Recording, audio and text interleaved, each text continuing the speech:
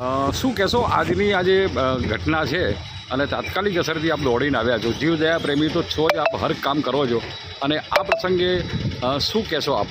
સવારે લગભગ 8 વાગે આસપાસ સીતાભાઈ કાદરીનો ફોન આવ્યો કે રેલવે સ્ટેશન જે એજાતવાળી ગલીમાં એક વાછડું છે, એમને કૂતરા કોઈ બટકું લોહી નીકળે છે. તાત્કાલિક હું મંદિરમાં હતો દર્શન કરી બાટા, તાત્કાલિક હું આવીને 1962ને જાણ કરતાં 1962 બી આવી ગઈ. તાત્કાલિક મેં એની સારવાર બી કરાવી અને 1962 સાથે બી સારવાર કરાવી. સાહેબ આમાં લંપી વાયરસ છે? આમાં લંપી વાયરસ છે અને પાલનમાં ઘણી બધી ગાયોને વાછડાઓને લંપી વાયરસ છે. એના માટે સરકારે કોઈ કરવું જોઈએ. શું કહેવા માગો છો અત્યારે વર્તમાન સરકાર સામે? કે વર્તમાન સરકારે એ કહેવા માગું કે અત્યારે લંપી વાયરસ પાલનપુરમાં શું આખા બનાસકાંઠામાં ખૂબ વધી ગયું છે. ડીસામાં બી હતું અને ડીસામાં કાલ રેલી બી નીકળી હતી અને આપણે પાલનપુરમાં હજી કોઈ જાગૃત થયો નહીં અને એના માટે કોઈ જગ્યા નહીં. અમે કોઈ જગ્યા આવે તો અમે પણ એમને ગાયોને વાછડા રાખીને સેવા કરીએ. અમે શું નામ આપણું? ઠાકોરદાસ ખત્રી, પાલનપુર.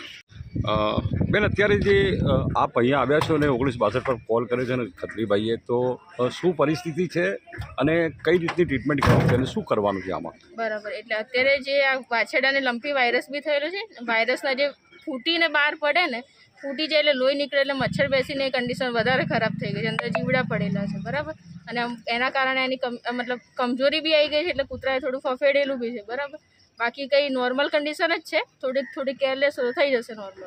બરોબર, એટલે હાલ તો અહીંયા લઈ તો જવાના નથી, અહીંયા જ રાખવું પડશે ને? હા, મેં તો અત્યારે સ્થળ ઉપર જ દવા કરી છે. બરોબર.